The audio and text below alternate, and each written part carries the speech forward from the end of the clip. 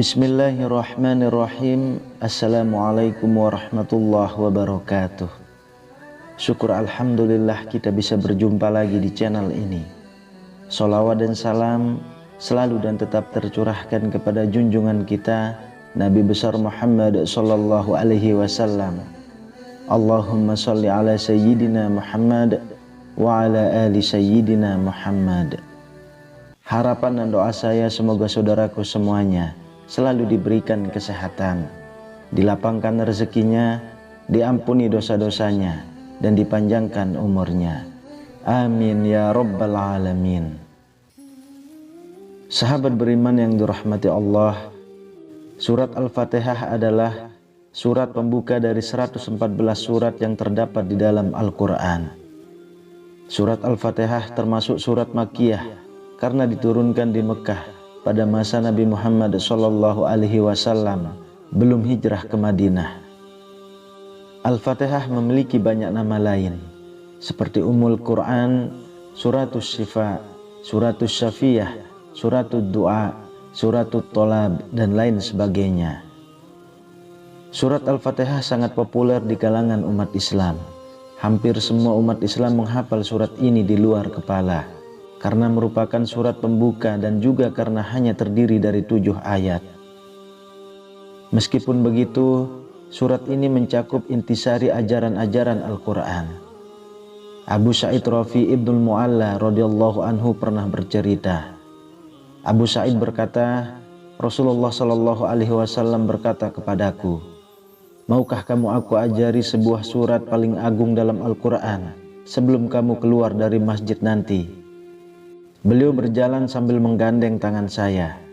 Tatkala kami sudah hampir keluar, aku pun berkata, "Wahai Rasulullah, engkau tadi telah berkata, aku akan mengajarimu sebuah surat yang paling agung dalam Al-Quran." Maka beliau bersabda, surat itu adalah Alhamdulillahi Rabbil Alamin, yaitu surat Al-Fatihah. Itulah sab'ul masani, 7 ayat yang sering diulang-ulang dalam sholat, serta Al-Quranul Azim yang dikaruniakan kepadaku. Hadis riwayat Bukhari. Sahabat beriman yang dirahmati Allah, tentu banyak yang sudah mengetahui daripada keutamaan-keutamaan surat Al-Fatihah ini yang tidak bisa disebutkan semuanya di sini. Namun kami akan mengulas bukti keajaiban dari surat Al-Fatihah ini yang nyata dan benar-benar dialami oleh satu keluarga yang sedang dalam keadaan terjepit. Kisah nyata ini dialami oleh Pak Ghonim yang di-PHK dari pekerjaannya. Pak Ghonim bersama keluarganya disuruh segera angkat kaki dari rumah kontrakan. Tentu saja ini merupakan kenyataan yang sangat pahit yang pernah ia alami. Tidak ada lagi proses diplomasi, negosiasi atau musyawarah. Semua buntu, dan jalan satu-satunya adalah dengan segera angkat koper dari kontrakan.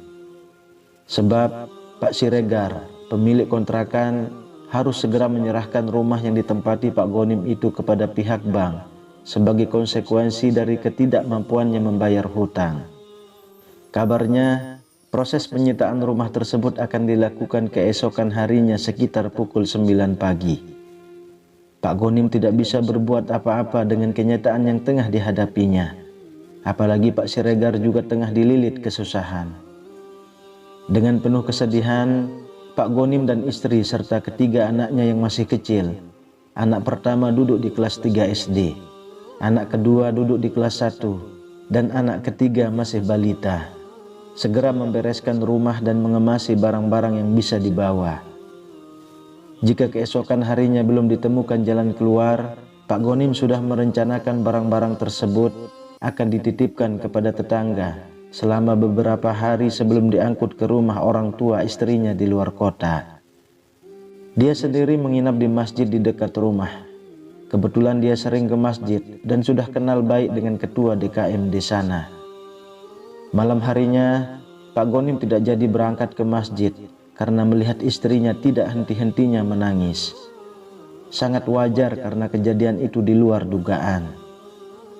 Melihat istrinya yang sangat sedih, Pak Ghonim mengajaknya sholat berjamaah Isya di tengah rumah kontrakan.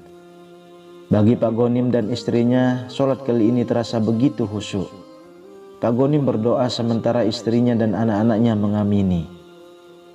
Singkat cerita, akhirnya mereka tertidur saat malam telah berlalu.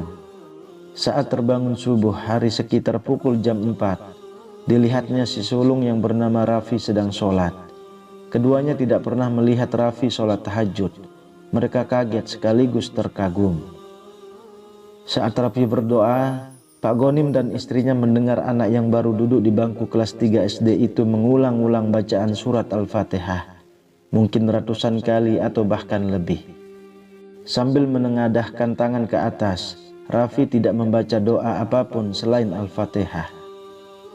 Sesudah sholat, Raffi berkata kepada ibunya, "Ibu, Raffi pernah dengar dari Pak Ustadz bahwa Allah suka mendengarkan surat Al-Fatihah." Raffi baru ingat tadi malam. Ya udah, Raffi minta sama Allah dengan Al-Fatihah itu supaya tidak jadi pergi dari sini. Mendengar penuturan Raffi yang masih kecil itu, ibunya langsung mengiyakan dengan mata berkaca-kaca. "Ya, semoga saja nak," jawab sang ibu. Tak disangka setelah selesai sholat subuh, HP lama Pak Ghonim berdering. Ternyata Pak Mugni, mantan bosnya di kantor, menelpon. Mereka berbincang agak lama. Perbincangan itu seperti menggambarkan kebahagiaan. Itu terlihat dari perubahan air muka Pak Ghonim yang tadinya kuyu menjadi cerah kembali, penuh cahaya kebahagiaan. Setelah lama berbincang-bincang dengan Pak Mugni, Pak Ghonim segera menghampiri istri dan anak-anaknya. Ia pun merangkul Raffi dengan mata berkaca-kaca. "Doamu dikabulkan nak. Alhamdulillah, hari ini kita jadi pindah dari sini. Tapi pindahnya ke rumah yang lebih bagus dari rumah ini," kata Pak Ghonim. Mantan bosnya yang bernama Pak Mugni itu menawarkan pekerjaan baru, yaitu mengurus salah satu villa miliknya yang baru direnovasi. Villa itu terbilang mewah, luas dan letaknya sangat strategis. Ketika Pak Ghonim mengungkapkan kondisi yang tengah dialaminya, mantan bosnya itu langsung menyuruhnya untuk segera pindah. Sungguh sangat ajaib, sungguh maha besar Allah dengan segala firman-Nya. Allah menolong Pak Ghonim dan keluarganya lewat perantara surat Al-Fatihah. Tidak ada yang tidak mungkin jika Allah sudah berkehendak atas doa dan usaha seorang hamba mau mengamalkan apa yang ada dalam Al-Quran. Masya Allah. Sahabat beriman yang dirahmati Allah, dalam surat Al-Fatihah terdapat beberapa kandungan yang mencakup tujuan dari Al-Quran, seperti prinsip dan turunan ajaran agama yang meliputi akidah, ibadah, syariah, keyakinan atas hari akhir, keimanan atas sifat mulia Allah, pengesaan dalam penyembahan, juga permohonan pertolongan melalui doa. Al-Fatihah juga mengandung prinsip-prinsip asasi semua surah-surat di dalam Al-Quran. Wallahu a'lam bishawab. Demikian yang bisa saya bagikan, semoga bermanfaat untuk kita semua. Amin ya rabbal alamin. Assalamualaikum warahmatullahi wabarakatuh.